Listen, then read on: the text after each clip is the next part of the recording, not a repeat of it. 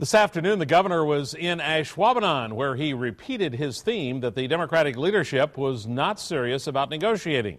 He also said, again, he was willing to engage in discussions designed to bring one or more of the Democratic senators back to the state. So what changed in the last few hours, and what does Green Bay's Democratic senator have to say about it? Fox 11's Becky DeVries continues tonight with balanced coverage.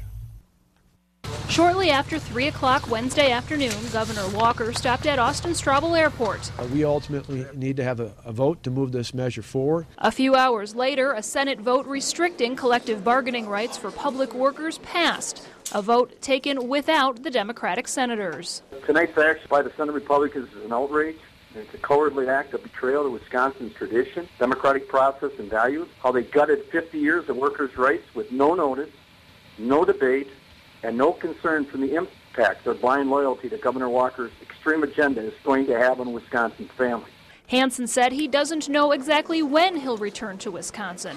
Earlier in the day, the governor said again that when Democrats and Republicans met in Kenosha, the governor's hope was to persuade the Democratic senators to return to the state and to resolve the short-term budget bill. Unfortunately, after showing in the past 2 weeks that I and Republicans in the Assembly have been willing to reach out and talk to some of the reasonable and responsible members of the state Senate.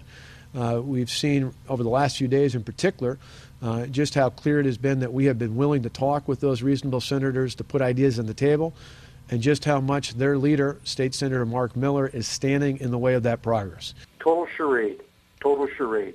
They were never, ever, and the governor was never at the table. Messages were exchanged, but a proposal was never brought forward. And what they did today, those 18 that stood with Governor Walker in this vote, and in this outrageous way, turned their backs on 50 years of history, but turned their backs on hundreds of thousands of Wisconsinites that really believe that workers should be at the table. And that is the democratic process, and we backed away from that tonight. I requested comment from the governor's office tonight regarding why he was here in Ashwaubenon this afternoon, talking about discussion with Democrats when just hours later Republican leadership bypassed the missing Democrats and voted to remove most collective bargaining rights from state workers. I was told the governor was not available tonight. The governor, however, did issue a statement earlier this evening saying Senate Democrats had multiple opportunities to come home, and he applauds the legislative action, which will ensure a climate of job creation in the